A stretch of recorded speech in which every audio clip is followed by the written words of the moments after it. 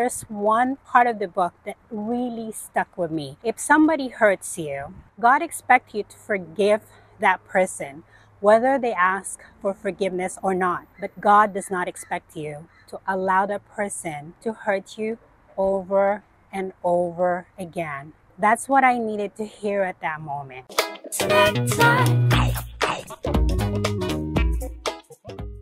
Hi, my name is Christina. I'm going to be 46 years old and I'm originally from the Philippines, but I live here in San Diego now. What type of vehicle do you have, and do you have a name for the vehicle? So my van is a 2011 Ford E350 Econoline van. So it was a passenger van before it was converted. I love it because it actually have the flex fuel capability, meaning I can put the ethanol or the E85 or the gasoline, or I can do both. I call him Noah because one time when I was thinking about the name, I just couldn't come up with one. And just when I stopped thinking about it, I was having dinner with a girlfriend. I told her, I'm building my van almost every weekend, every break I get. I feel like I'm building an ark.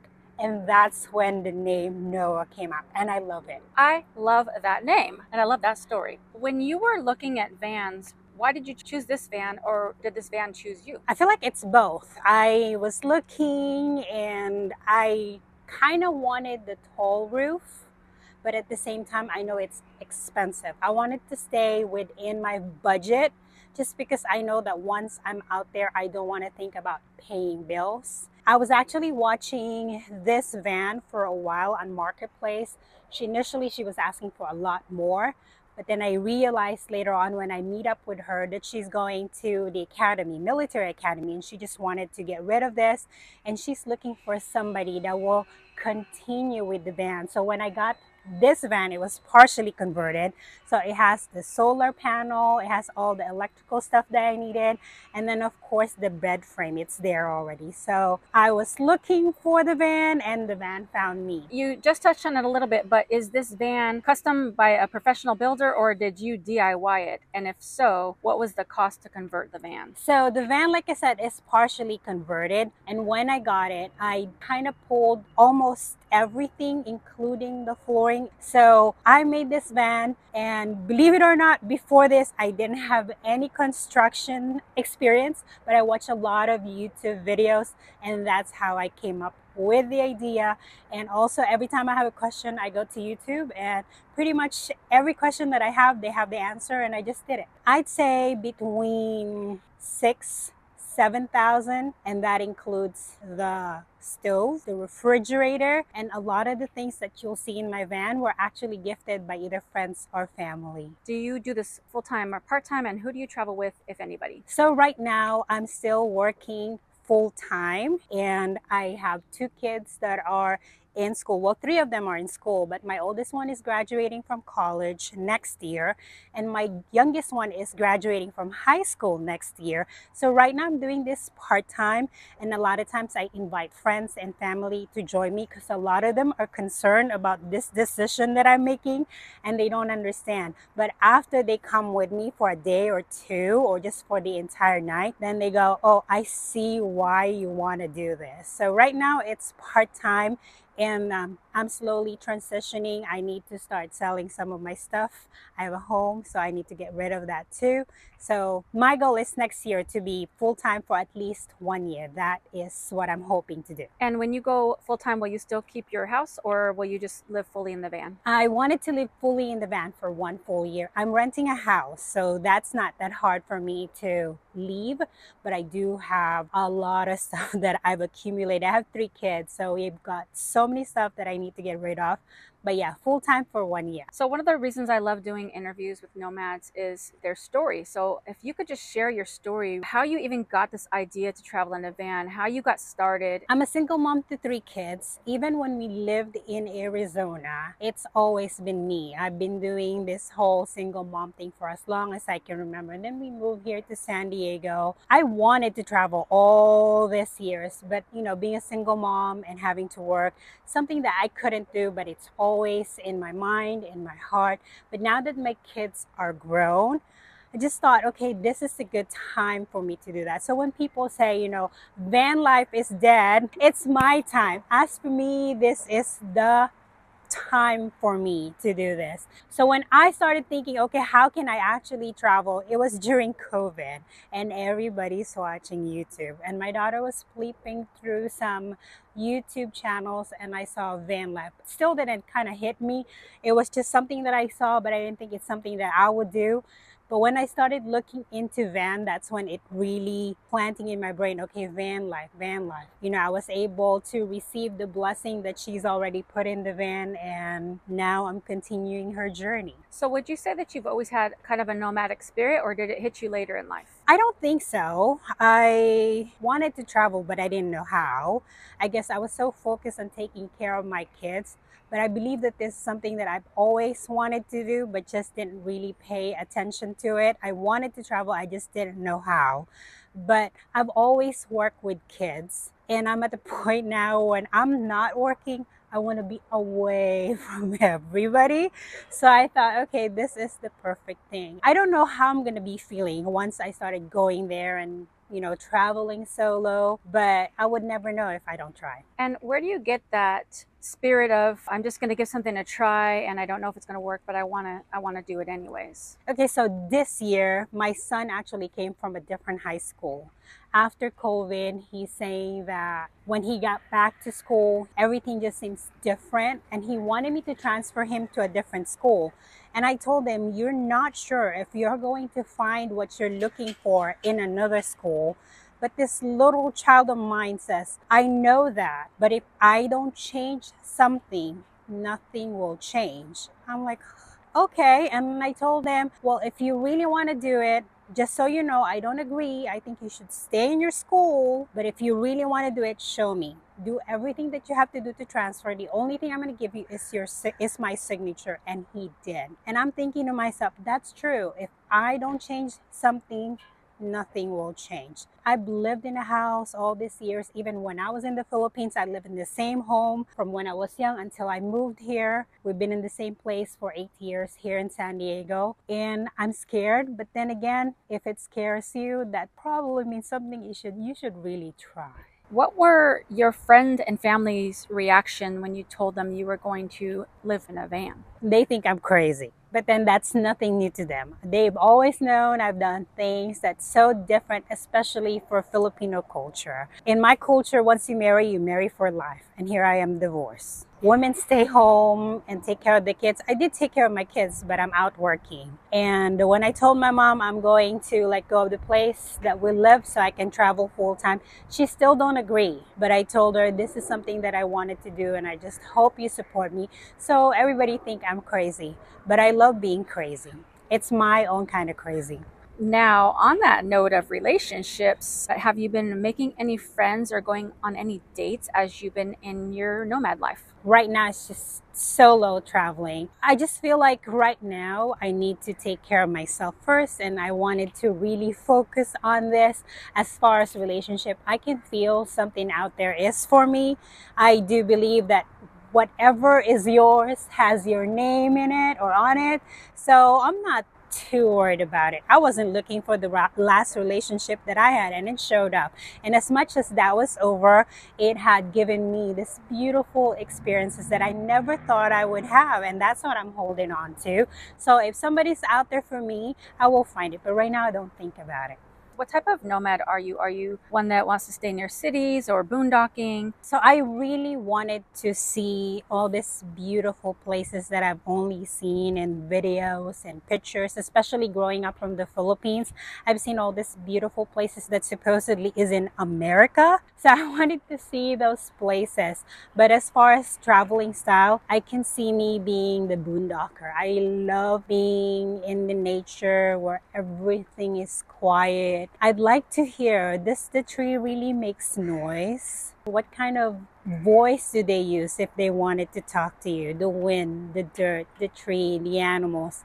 I'm looking forward to that. So I can see me doing boondocking styles, but I don't mind traveling in cities because I believe every nomad travelers know that somehow you need to go to the city, especially for me if I wanted to shower. Along your journey so far, have you had any issues, like any scary moments or knocks on the door or parking problems? Not yet, because I've been kind of going in my own city, and I'm very conscientious where I park. I think that's part of being a mom. I always wanted to be safe because I'm always thinking about my kids. I don't want them to worry. So I'm always parking where I know it's okay or it's safe. I've only traveled part-time, different sets of families, different friends. What have you learned about yourself so far through this journey? That's a very good question. That loving myself is very important. I can't say I love somebody if I don't love myself first. And loving myself means doing things that I wanted to do without thinking what other people think, what other people would say. It's something that I feel inside me, and by honoring what I feel and what I want, it just makes me feel so good. It's one of those things, your likes is extra. I don't need your like, but if you like me, it's okay. If you don't, I'm cool too. But this is me loving myself, honoring the things that I wanted to do and making things happen for me. I love it. What's your favorite travel snack? What's my favorite travel snack? Oh, there's this little Rice Krispie from Costco. It's not as sweet as your regular Rice Krispie. I guess I would say it's the healthier Rice Krispie. I like that. I like nuts also, macadamia especially. I like pairing everything with bubbly water. That's my newest obsession, my bubbly water. Do you cook in your van a lot, or do you eat out a lot? I intend to cook in my van a lot. Prep food and put it in containers, maybe some cold salad. I just don't, first of all, have a whole lot of thoughts to be eating out.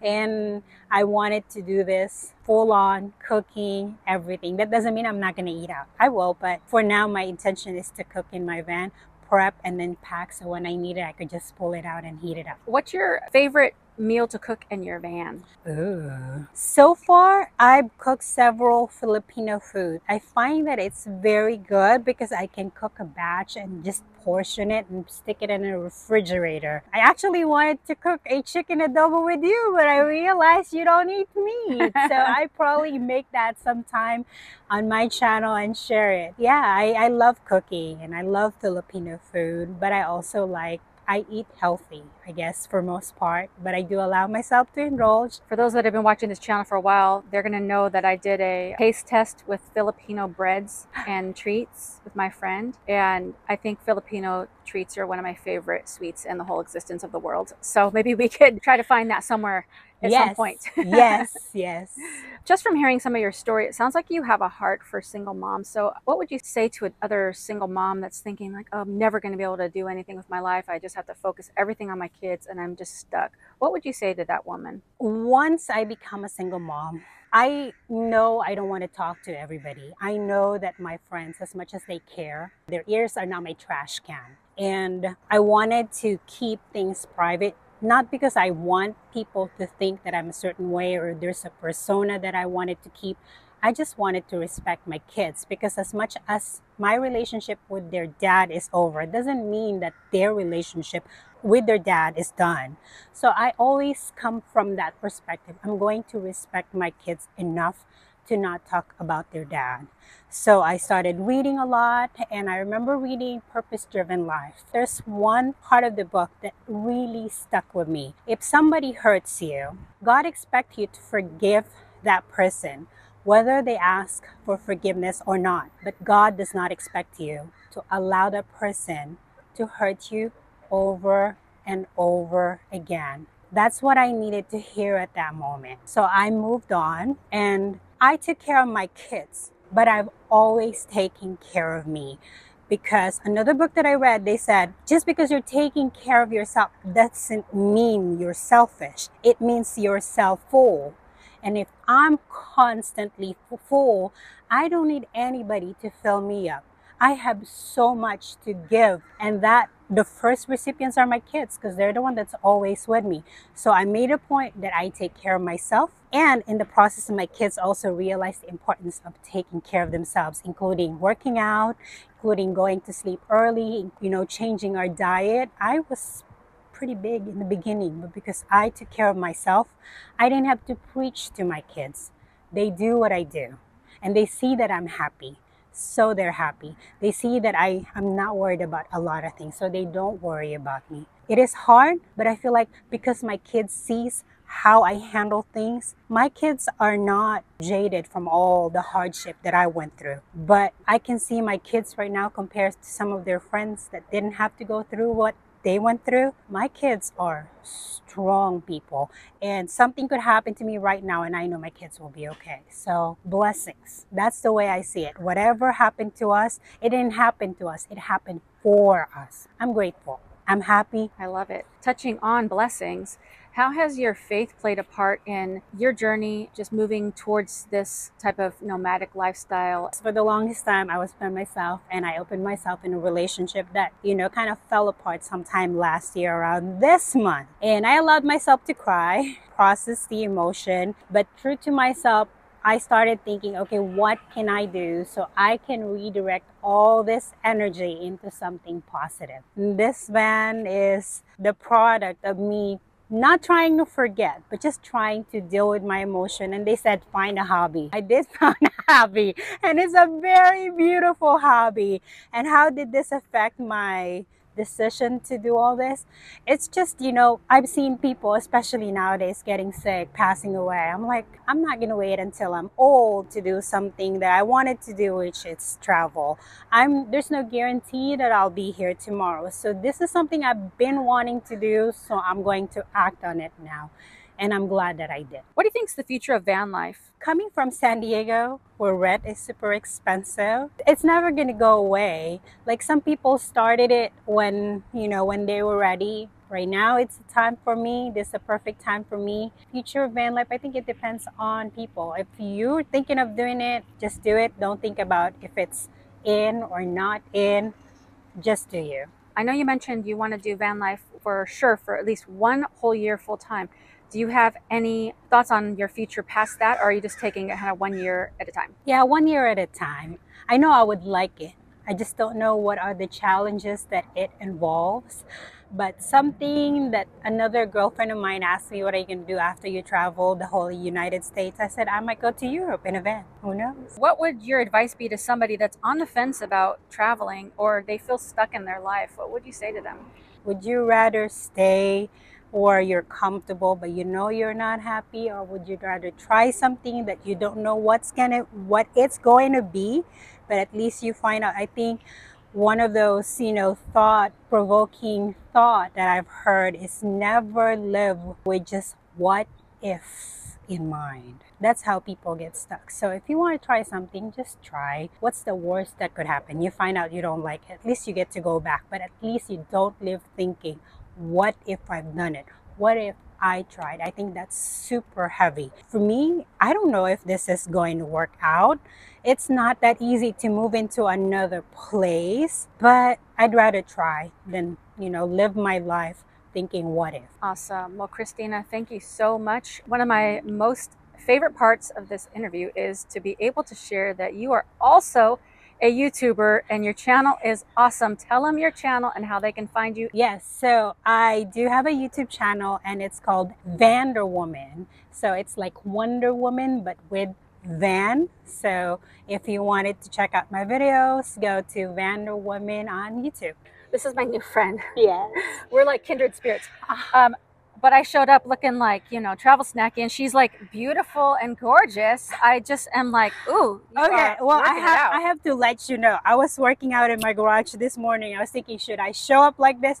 But then I can smell myself. Like, I need to shower. And this is just one of those dresses. Beautiful. Put it on. And plus, most of my title, when you go to my YouTube, it's mostly red. So that's the color of my theme. So I'm like, okay, perfect. I love it. Well, thank you for being on this interview. I'm sure the Snack Pack's going to love it, but what they're going to love even more is us showing your van. So in the next video, you're going to have to stay tuned. You're not going to see it in this video. This video is on its own, but in the next video, you're going to see Christina's van, Noah, and we're going to go through the details, and she built it herself. So it's going to be great. So stick around for that video. Bye. Bye.